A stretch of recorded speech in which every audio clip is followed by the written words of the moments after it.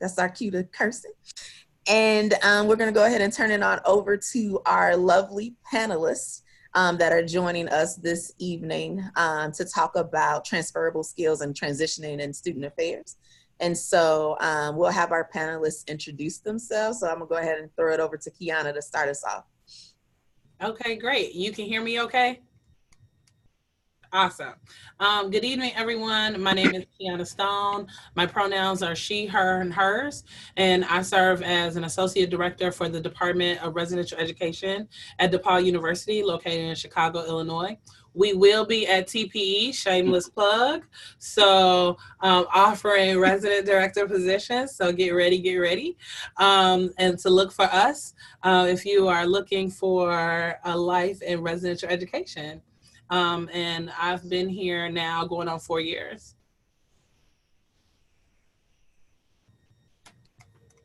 All right, Jose, you want to go next? Awesome. Hello, everyone. Jose Marroquin, pronouns he, him, his, él. I'm currently the Director of Student Affairs at Loyola University Chicago, specifically within the School of Nursing. This is going to be my 8th year in the profession. But overall, this will be my 11th year if I include some nonprofit work. So happy to be here today. Cool. All right, Courtney. Hello, I'm Courtney. My pronouns are she, her, and hers. I am a new professional at Kennesaw State University. I serve as the program coordinator for transition programs under the Donald Coleman. Shameless plug, we have a position open in our office, so if you would like to come be my boss, no, shameless plug there. Awesome, thank you. And then last but certainly not least, Amy. Hi everyone, my name is Amy Ring-Seablack, and I am an area coordinator for Residence Life Programming at Oakland University in Michigan. I graduated from Kent State in 2013, and since then have had a couple different positions in both Residence Life and Career Services. I just recently made the hop over to Residence Life after being out for a couple of years in Career Services. So excited to share a little bit about the ways that I've been able to sell my transferable skills in both different areas. Awesome. And so now I'm going to turn it on over to Bailey to facilitate the questions that we have. We do have a few questions that we have sent the panelists to reflect on and whatnot, but we will always open it up for any of our participants to ask any questions as well. And so feel free to drop those in the group chat, or if you would like to ask them at any point via actually audio, you can do that too.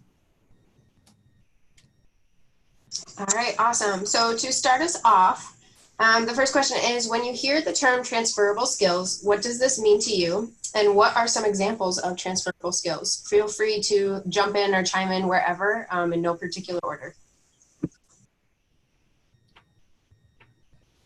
I'm happy to jump in.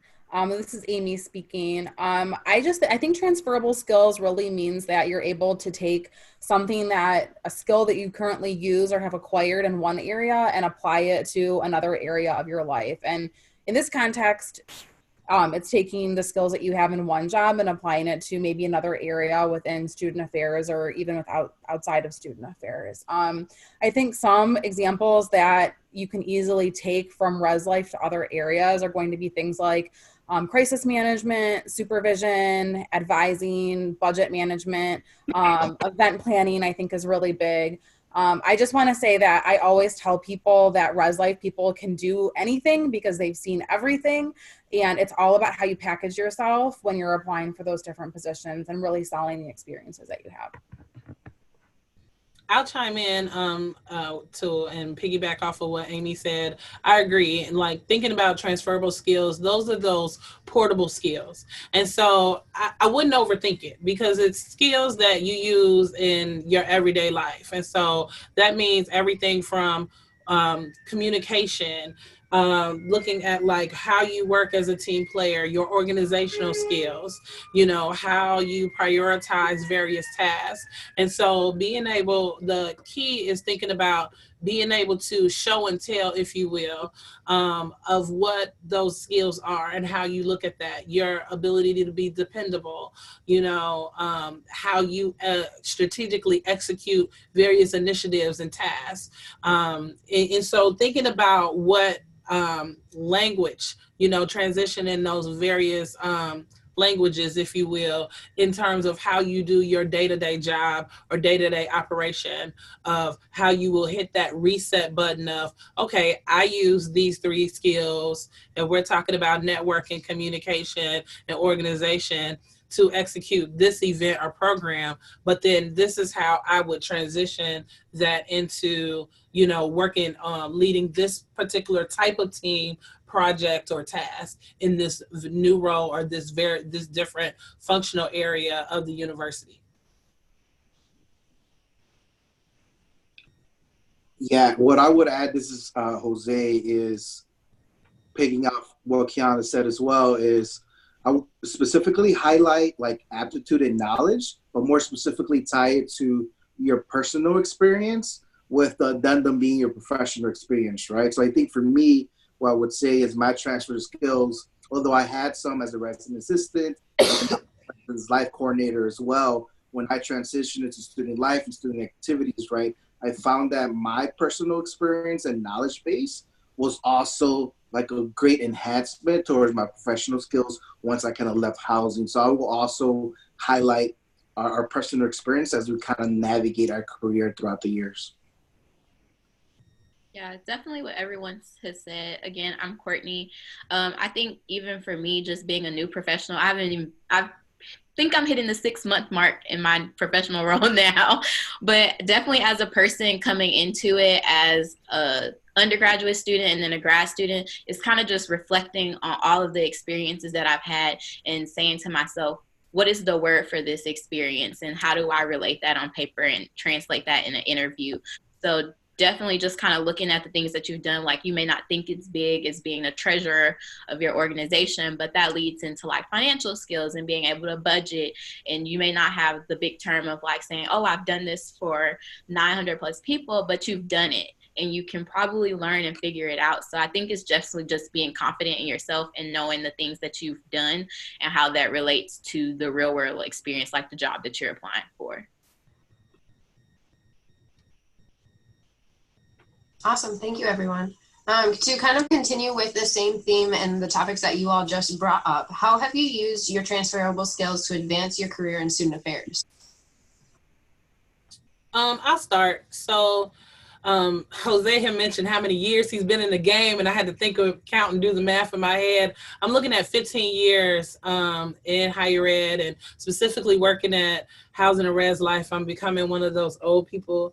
That happens within Glakuho because I serve on the leadership team, and I am now finding myself as that person. Well, I remember when, and being the walking knowledge base of that history. And so what I find often that people find interesting about me is that my master's is in public affairs. I have a double concentration in public and nonprofit management. And so at the time, I think it's a little more easier for folks who have a master's degree from a related field, because we see that on the job description often where it says higher ed, master's or related field. But asking the question, do folks with a related field degree have a shot? And they do. And this is where the transferable skills and being able to be articulate about how those skills transfer matter. I remember going back I went to the Oshkosh Placement Exchange for my first job search.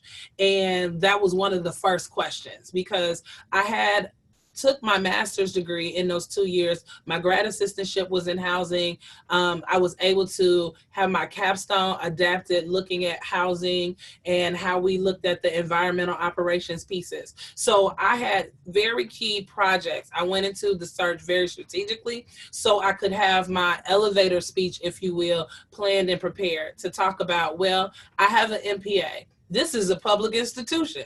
This is how this fits. Looking at management, it's management of people, but here's what that looks like. And here's what I learned in the classroom around management, around conflict mediation, all applied and can apply to working with students, young adults, young people, you know, to be able to do that matching. And so sometimes it may mean sitting down, looking at the job description, looking at your resume and skills, and to be able to have that kind of preparedness so you can kind of get over that hump. And it would be the same thing whether you're been in a traditional role but looking to expand and move to a different functional area. Again, this is how this works, because at the end of the day, we're still working with students. You know, we're still working with young adults. If you're coming from outside of higher ed and looking to get into higher ed, you know, of working with people and skills and, you know, serving and being on a team and team management or team dynamic or your role on a team, it still fits. And so it's finding those opportunities of those parallels. And that was something that I did. And so once we got past that, you know, then it was easy because I was able to think about, here's my example, and then here's how my philosophy, and then here's how this would play out with me serving in this leadership role.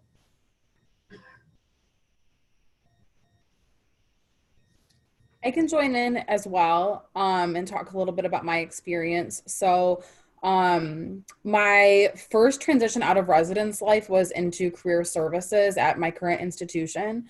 And something when I came to work at Oakland University, and I knew that career services was the area that I wanted to go into. And so I kept up with all the different trends in career services while I was continuing to work in residence life. And something that became very big and still is big is the idea of career communities, where career services professionals are trying to build communities around the industries that they're specifically working with. And so when I interviewed for my position as a career consultant, my presentation topic was, how would you come in and create career communities for XYZ industry? And so I was able to talk about how during grad school and my first professional position as a residence director, that's literally what I did. Was I came to work to create an inclusive community for our students. And so that really was an opportunity for me to shine in that interview, because I had stayed up to date on trends in career services, and that was a very, very transferable skill. So I think that is a good example of how it's a transferable skill, but also that if you have your eyes on a specific functional area, it's really important to stay up to date on those trends. And I also will just throw out here that I really made sure that I was not going to come across as like a random candidate when I applied, because I knew I wanted to work in career services.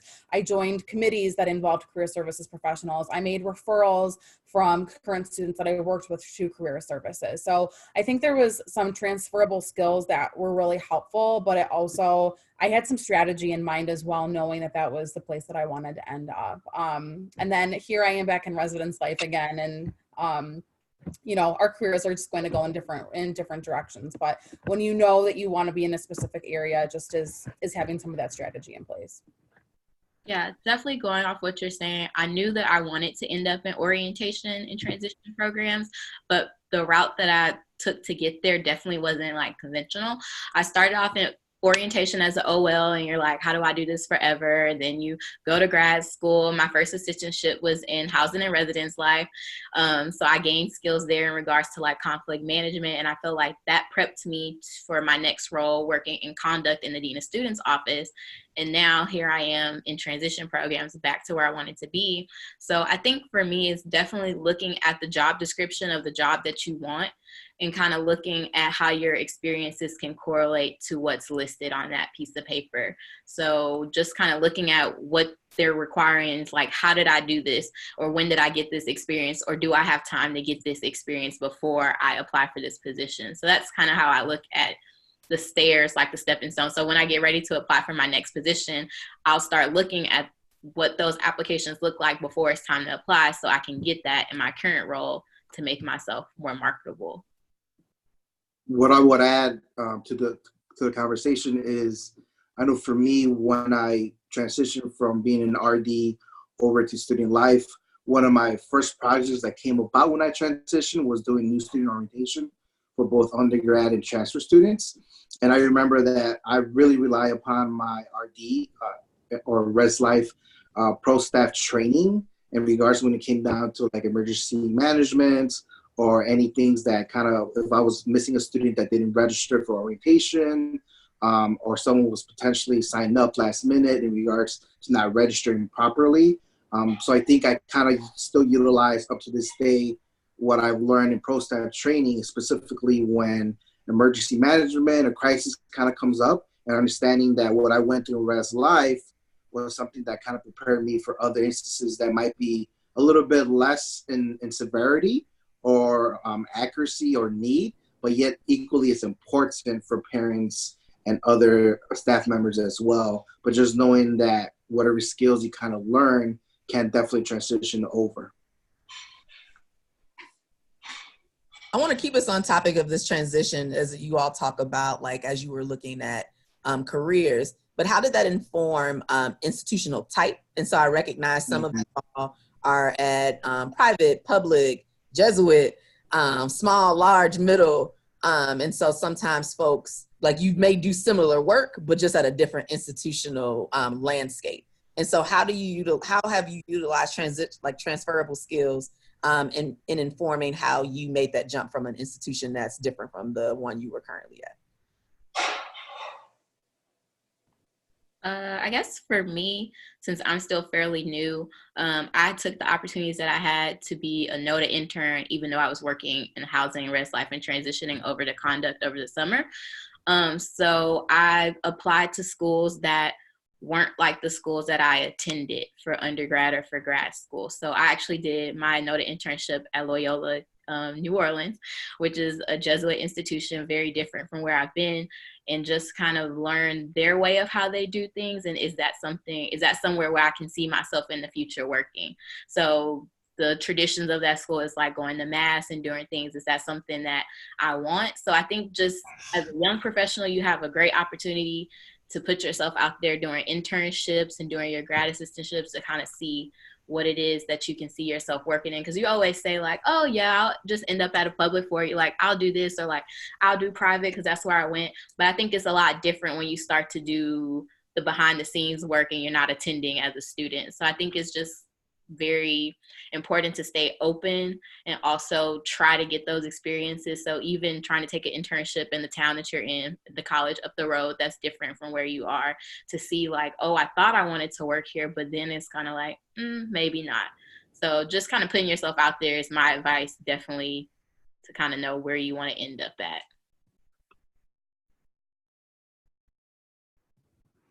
I'll jump in and just say that, gosh, during graduate school, I was like internship obsessed.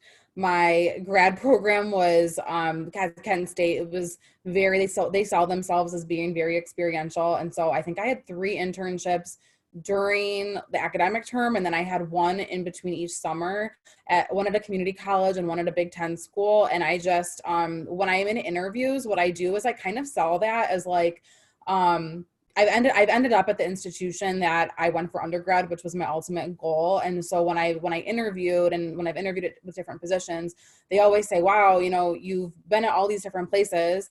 What have you taken? And so I try and share like pieces of me, like pieces of Amy that I take from my different schools. So from a small private school that I worked at, our motto was accent on the individual. And that's something that I'll share in my interviews, is that, while I'm now working at a mid-sized institution, I have the heart of someone who has accent on the individual. Whoever I'm speaking with, they're the person that I'm focused on. And so I think what I've been able to do is get kind of pieces at all these different types of institutions, and still explain why it makes sense for the institution that I'm currently working at. I'll talk about my transition. So I did my undergrad and grad at the same institution. I was at Indiana University, Bloomington. And so Big Ten experience, and as a first generation college student, first time away from home, and I found my niche and my experience. And so once it was time to go, and keeping it moving, I transitioned to Eastern Illinois University, which you would think like, okay, Indiana, Illinois, right next to each other, like completely different situation happening in right in the next state. And so that was a mid-sized rural, very rural. I thought I had rural. I didn't know rural until I moved to Charleston, Illinois with 23,000 people. However, it was an amazing experience, and I spent 6 years there in the sense of I didn't realize, you don't know what you get into until you get into it. You think you know, but it was an amazing experience with amazing people and amazing community where they had kind of prided themselves on you're getting kind of a private experience on a public dime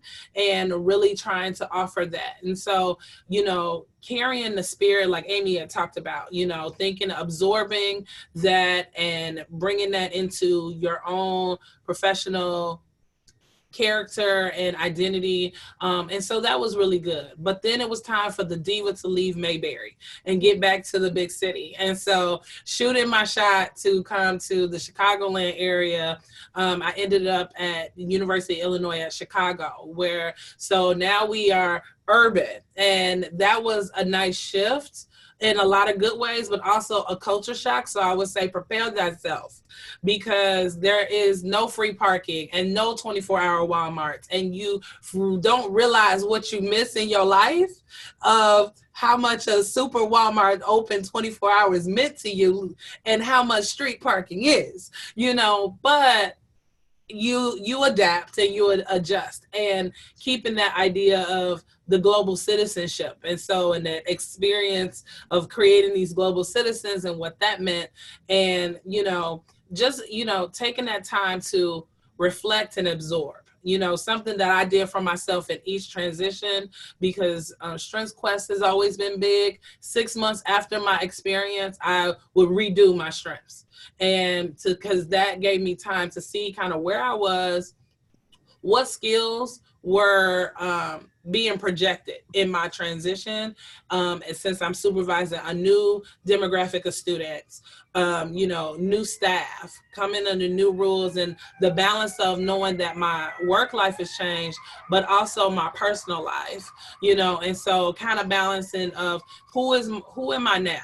Who am I in this chapter? You know, what is my identity? How am I pushing and pulling myself in that sense of expansion so I can use that to continue to tell my story and my narrative, and as I sharpen my leadership skills and experiences. And so I was able to do that, you know, making that transition in that interview as to why, because especially when you're looking at urban or big cities, everybody wants to be there, and the institutions know that. And so they don't have to sell themselves. They already know we have something you want. So help me understand why you would be an asset to my team. And so because I had done that, that helped me be able to tell my story. So, you know, and I had talked about, well, I've been at a Big Ten and I have this Big Ten experience. And so now I've been at a large rural, you know, mid-sized to large rural experience. And so I've seen the best of both. And so this is what's missing for me, and why that's why I want to make this move. So I can have that experience of working in a very diverse metropolitan area, an urban environment, and, you know, what are the strengths and challenges and opportunities and nuances that are very different, you know, and kind of bringing that experience. And so once I had that and the opportunity presented itself across town, you know, I hadn't had the faith-based private, and that was something that I missed. And so to be able to come in and talk about, you know, where the mission was very important. And so, and why a lot of public institutions, the mission is important, but at the end of the day, the bottom line is also important, and the mission is negotiable. And so knowing that, like, this would be a place where I could have the best of both worlds, since I had some of that, and then being able to speak to that was something that was really important. And then again, tell my story, bring that in, and then tie in those transferable skills. And, you know, and I think that that's the key, what's important, how you're telling your story, your experiences, and then how does this fit in the puzzle? And interviewing folks, sometimes they struggle with that. And especially looking to come to a Chicago or a big city, you know, the candidates sometimes don't always think that out. What does that mean when it comes to why are you wanting to move here, right? You know, and so because we know we got all the things, and that's going to be great for your personal life, but what you going to do when you're not in your personal life, and what are you doing from the 9 to 5, and how does this fit, you know, in your career goals, or, you know, whether that's not necessarily 3 to 5, but at least in the next 1 to 3 that you may be with us. And the only thing that I will quickly add to that knowledge base is, I think for me, I was very intentional about understanding that I went to a medium-sized undergrad, a medium-sized grad school, and my first job out of grad school was at a medium-sized, all PWIs. So acknowledging that as I create my roadmap for my professional development is, what else do I need to kind of address and hopefully experience? So after my time at Illinois State doing res life work, I went to a private independent university in Chicago that was less than 5,000 students. Once I kind of transitioned from there, I went to a similar institution that was about 7,000 students as well. And now I'm currently at Loyola University Chicago. That's over 10,000 students, private Catholic, Jesuit based. So acknowledging that I am kind of hitting those touch points intentionally in regards to like my institutional type, but understanding that perhaps in the beginning of your career, kind of laying out what that might look like in regards to being a holistic professional and kind of being open to different experiences when they come. Something Jose said too, being open to different experiences. You know, the experiences that you may need may not be in the location that you want, you know, but that doesn't mean it's the retirement school. And so really sitting down and thinking about like the heart to heart of what that looks like, you know, that was something that I thought about very early on. Like I had been at this Big Ten, and I loved the people I interviewed with at Eastern at the time. And then I went from my own campus, and then coming from Bloomington, I was like, where is the rest of the campus? Where is the rest of the town? Can I, as a Black child, survive here? Oh my God, you know, what is happening? So of what that looks like, and having to think about that. But the professional development, the leadership, the vision, the direction, all of those things that were poured into me, that's where I needed to be, you know, especially thinking about the set that I also recognize I have an MPA. And so what is missing in my development, since I took a very non-traditional approach to higher ed, and what I could say at the time was that the department had a very rigorous professional development model for their professional and graduate staff, especially with the connection of the higher ed program, master's program that their graduate students go through, and who they hire within their department. That was very important for me. This is the fit of where I needed to be at that time. So, you know, you sometimes have to think about that of, where am I negotiating, and, you know, how long can I be somewhere so I can get the tools that I need to get to where I want to be, you know, to have a better checks and balances for my life.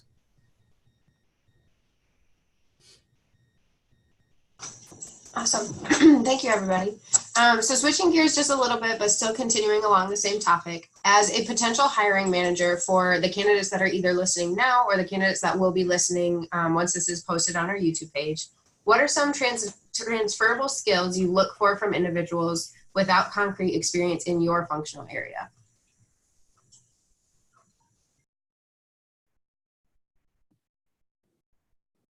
I can start. So just having come off of pretty recent hiring process, I'd say that I don't know, I'm very, very open to folks not having to necessarily have residence life experience.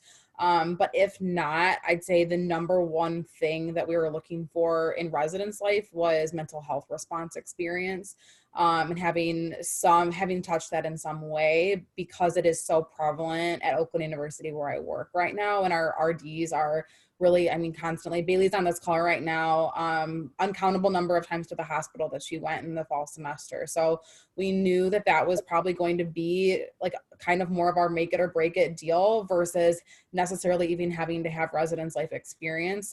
We have a couple of folks who have come from social work on our team and have, touched mental health in that regard. And they are both, they're doing really well in their job because they've touched it in different ways. So I would say that speaking on the residence life side, we don't have any current openings. I'm not ready to sell Oakland right now, but in the future, that would probably be the thing that we're looking at. And I know that is a trend, not only at Oakland, it's something that is really prevalent at other institutions too.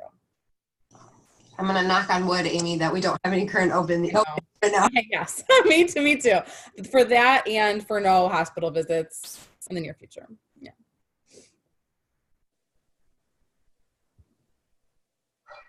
So I'll go ahead and quickly say something. I think for me, when I've been able to be on hiring committees, or I myself as a director hiring for my office, I think one of the things that I hope, candidates definitely use concrete examples is how they collaboratively work as a team member, right? So I think for me, it took me a couple of interview cycles with different jobs to understand how valuable my res life experience was enabling me to answer the question about how I am as a team member, how I problem solve, and give me the due credit and diligence in knowing these examples. So I think for me, I really learned to value my experiences within res life, but being able to actually convey them explicitly and be very transparent about, but this is how I've been a good team member. This is how I'm able to problem solve. And my res life experiences has provided me the window and the forum to provide, these opportunities for myself, and knowing that is very, very valuable. And I think that I undervalued what I've learned as a team member and as a problem solver. And it took me a while to kind of realize the important experiences that I've kind of went through and experienced myself as a professional. And then now I'm very, very keen on asking that question about, give me these solid examples about how your experiences are going to be as a team member and a fellow collaborator. Okay, I wrote some things down so I wouldn't forget. Things that I think that are important. Amy and Jose definitely hit some of my things as well. Soft skills, especially when it comes to the mental health, the crisis management, which then leads me into communication skills. For residential education, housing, res life positions, our office, our departments are often the heart of the house, if you will, when it comes to the university. You're networking with a lot of campus partners, a lot of stakeholders, a lot of vendors, and you need to be able to articulate, appropriately, rather quickly. We are a quarter system school, so things move very fast. So adaptability is key, looking at how savvy someone can problem solve, can critically think, and be analytical about certain situations, processes, because we are moving. I often tell people in my introductions, when I'm interviewing them for a position in Chicago, because UIC was the same way, is that we mirror the city. Things move real fast, so I need you to move real fast. And be ready to hit the ground running. And, we're working with our students, and that they're moving very fast. Everything is heightened. And I think in talking with colleagues across the country, more and more of our students are coming with this heightened sense of everything is a 3-alarm fire. And so being able to have those soft skills to sometimes slow them down, and help them process, because our incoming students' ways and modes of communication is very different from yesterday's college student. Everything is over text message, Snapchat, Instagram, and they want to communicate with us that way. And we have to introduce them to a lovely thing called email, or the telephone or face-to-face conversation. And so, having staff to be able to have patience, to be able to talk about that. Other skills that I would mention is the ability to work with harmony with coworkers. We're doing an inventory of who's coming back to us and, you know, having to pair what the fit means with them coming, with new team members coming in, you know. And so those are questions that I'm asking when I do reference checks. You know, how are students perceiving them? How have coworkers perceived them, and supervisors? And sometimes when everything wasn't perfect, you know, and so in the good times and when and in the times of challenge, you know, or even controversy, because we see more of that happening on our campuses day in and day out, and we are on the front lines managing that. How are they working under those type of situations? You know, and those are examples I find myself asking more and more when kind of looking at those skills of what's gonna matter, you know. And then also I would say determination and persistence. You know, those are conversations that we're having with our students. How are our students persisting, but at the same time, how is our staff? You know, and so because student affairs positions, you know, it's a lot, you know, and you're easily can be burnt out, and be wore out. And so, you know, how are you persisting? What brings you joy? What does that look like? You know, and how, you know, are you best managing that? I think are questions that I have, you know, when looking at, you know, hiring new staff members for our team.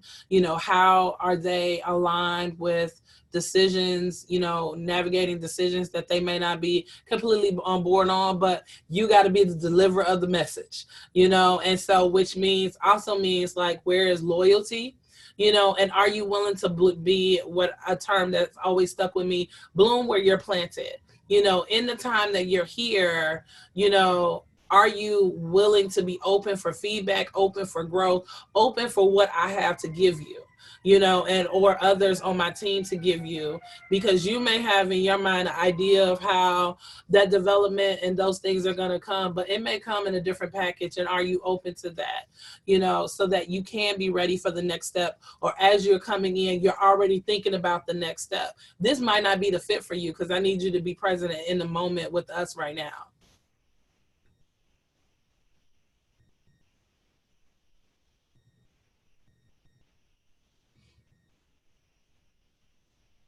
Anything else to add before we move on? I guess for me, in orientation, a lot of the skills that you've already said, everyone has already said, is definitely something that you should highlight, especially moving into orientation, should that be where you want to go.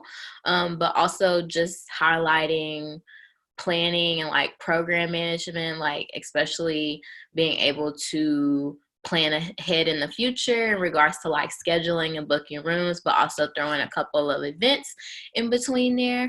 So definitely, I think just being cognitive of the planning skills that you have in your everyday work that you may not think about, like, oh, I'm not putting on a program for the institution for 800 plus people, but you might do planning in regards to retreats or like student leadership training. That's very important as well. All right, awesome. So we are going to open it up to any questions that some of our participants may have. You can either drop it in the chat where I just popped that question into there, or like we mentioned before, unmute yourself and verbally ask the question too.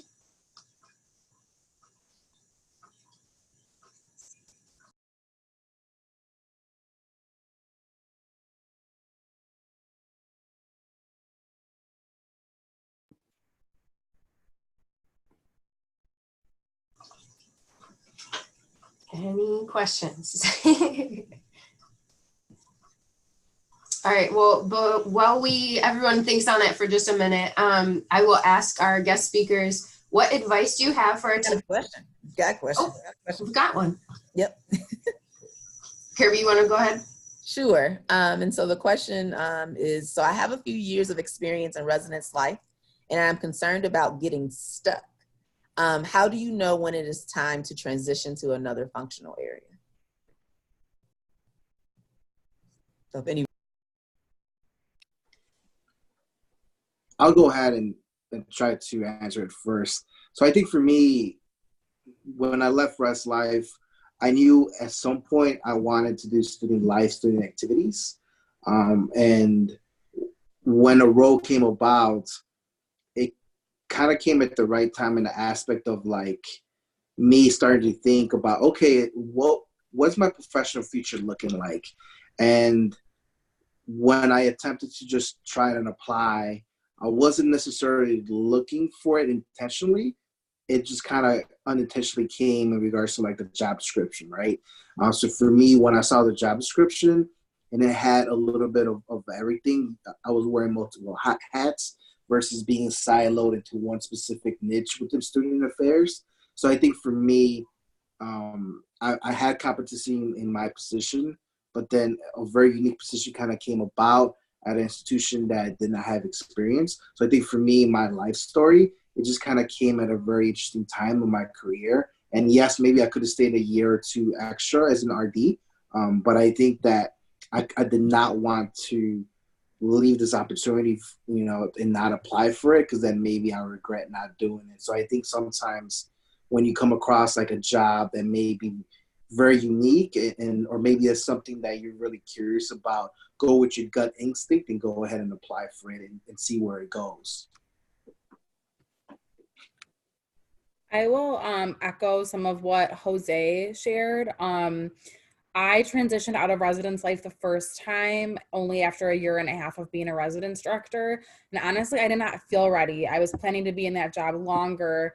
But when a career consultant job on campus opened up, and those jobs are few and far between, I just knew that if I didn't put my hat in for it, I might regret it because I wouldn't know when that might open up later. And so I had a lot of guilty feelings about it because I didn't feel like I had necessarily come and conquer the things that I had wanted to do. I'd planned to be in that job for at least 2 or 3 years. So I'd say sometimes you don't feel like you're ready. But I did know that I felt ready to leave career services this last time around. I had been in that job for about 4 years. And I was just starting to feel like I wasn't challenged anymore. And so I think that when you start to feel a couple of things, like one is like if you start to feel like you're not challenged. And I also think kind of like a weird place to be is when you start to look at your supervisor and be like, I could be doing what you're doing. You start to have like negative emotions toward work when you get into that mind space. And that's kind of where I was. It was a combination of not feeling challenged and also feeling like I could do that job, but knowing that there was an advancement for the department because people weren't going anywhere. And so I knew for like my mental health, it was good to start putting feelers out there. And I was lucky with the timing that one of my priorities also had been moving off campus when I moved out of the RD job. And so I was lucky that there was a place to come back to residence life that was still live off. So a lot of it is timing, but some of it is just like, you have to go for these jobs when they open because no timing is ever going to be perfect.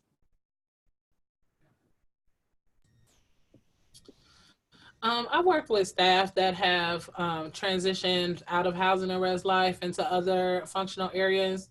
And, something that I always talk with them about, even before we get to that point, be thinking about, every year we do professional development plans. And so, trying to be strategic around those plans, and so kind of thinking outside of, putting things on there of things that you like to do, that you're interested or passionate about, but then also putting at least 1 or 2 projects, tasks, or committees, or, experiences that are going to push you or challenge you, or put something in your professional toolbox that you don't already have. So then that way, when you get to the point of, I feel like I'm getting stuck, well, are you doing something differently, right? Or are you in a frontline position? And so because a RD position should not always be the forever plan. I know at some institutions, there are people that stay a RD for like their whole time, and that's great, more power to you. But the most schools and the structure around that is that the shelf life on that isn't a long time. We're seeing maybe 3 to 4 years, 5 to 6 years, and possible, but and it may mean, what are we doing? Are you rotating? Have you rotated residence halls? Are you have a larger community? What does your supervision look like? Are you supervising, graduate staff? Are you leading various projects and initiatives? And then looking at the bigger piece, if it's the longevity in housing and res life, maybe it's just that you're done with this particular role and you might need to move up to the next level. Or if you want to find, you know, because we are the jack of all trades in a lot of ways. If there's different pieces, maybe it's working, for example, like multicultural work within housing and res life, but that's a passionate area, you know, exploring and expanding that, you know, trying to have some outreach in your networks or talking with your supervisor in your networks about how can I have some critical conversations with folks that are doing some pieces of the work that I do still like and are excited about, you know, so that way you can have a plan. When you think about, okay, if I'm stuck, well then what's next? And so that I can start sharpening those tools, getting some of the experiences on my belt so I can have some talking points when the opportunity presents itself. Because that's the worst thing, to be stuck and then you have nothing to help springboard you to that next functional area or experience. Thank you, everybody. Another question that we have is, so what interview questions, it just went up, oops, there we go. What interview questions do you find candidates get most stuck on or do not answer in a way that you are looking for?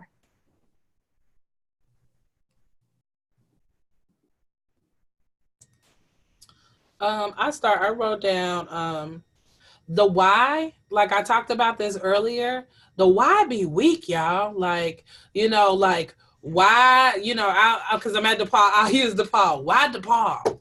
Well, it's in Chicago. I know it's in Chicago. I know you might want to be in Chicago. I don't want to know. Everybody wants to be here. Move past that. Why DePaul? You know, and so then it's the Vincentian mission. Okay, we own to something. Let's expand, talk about that more. And then how does my mission that I have right now tie into the work that you've done? You know, and so thinking about that, you know, having a strong why, I think is important. You know, what are you saying in your why that is going to set you apart from the other 75 candidates that I've also heard their why?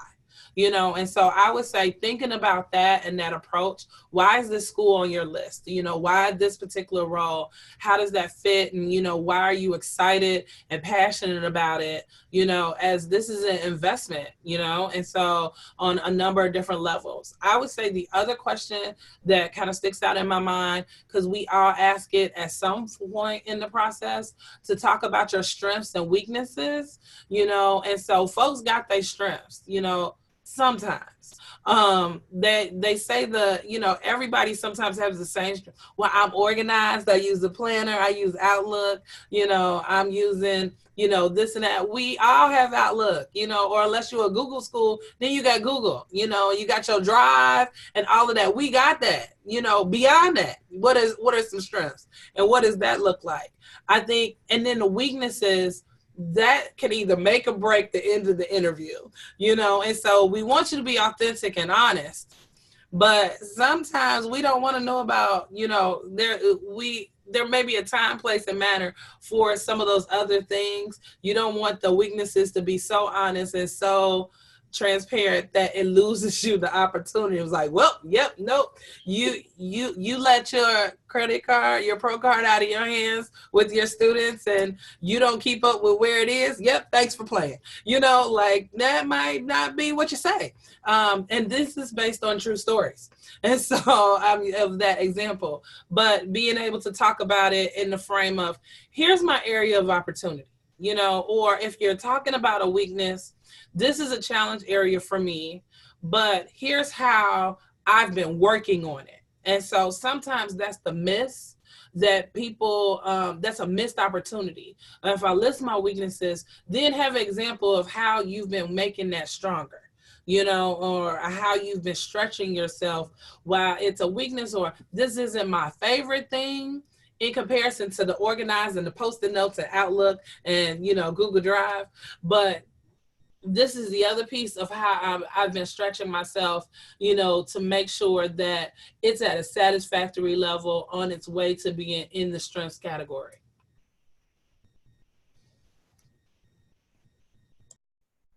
I'll quickly add something to that. So similar to what Kiana said, I think for me, one of the missed opportunities sometimes is maybe towards the end of the interview, sometimes we'll kind of ask, like, is there anything else you want to share with us? Or Is there another thing that perhaps we didn't cover, during your questions? So I think be very intentional about, what, I really didn't think I did well in that team member question. Let me give another example. Or Kiana says something about the mission, right, specifically, or how it attunes to it, right?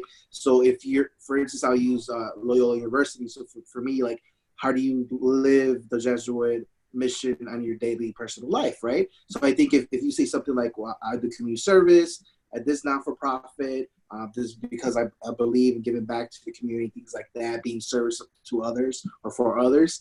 I think really having the opportunity of like, write down a couple of like items that you think you might be asked. And if you feel that you weren't asked them properly or you didn't have enough time, then go back and use those 2 or 3 examples saying, well, I want to add to how I am a better team player, or I want to add this to see how I've done this in event management aspect. So I think just kind of having that in the back of your mind as you do your interview processes. And have questions. Like that sometimes is a miss. Or I talked to everybody in the room, and you all started with everything, so I'm good. No, you're not. Thanks for playing. All right. Have some questions. Even if it's about, well, what's your experience? Or what is your take on the mission? Or, what is your take on, the committees you have in your department? Something. Ask some questions, because that also is a miss. Also, just piggyback and everything, not even just the question that candidates get stuck on, but what I noticed is that people feel the pressure to answer really quickly in interviews. And I promise you, like for the hiring committee, it's not awkward if you just take that pause, think about what's about to come out. We just wrapped up student interviews, so you never know what's coming out, but just kind of take a moment. It's really not awkward for the people in the room if you really just think about the answer that you're about to give, and even asking for the question to be repeated, and if you could have time, or like maybe we can go back to this question. So just like those tips, I'm not too far removed from it, so just kind of take a moment for yourself, remember who you are, and don't be afraid to ask people to repeat the question. Yeah. I want to add on to that just real quickly, especially for those 2-part questions where we say like, tell us something and why, or tell us something and your experience with that, or answer this with your experience in that. Don't forget to have them either repeat the question for you or maybe even write down both parts so that you can reference it as you're talking. That's a big one for sure. I saw that in student staff interviews, but I've seen it in pro staff interviews too. I'll really quickly add in, I feel like the career consultant in me is just like, I want specific examples. When I say, tell me about a time when you experienced conflict, I don't want to hear that, oh, I'm really great at conflict. I want to hear a specific example. And so it's about busting out that the STAR method, situation, task, action, and result. When I phone interview to this day, I have the STAR method in front of me, and it's a reminder to me to be using my examples. And the beautiful thing about Res Life is you wear so many hats that you have examples for everything. It just is a matter of like doing some good reflection and thinking about what those stories are that you want to share.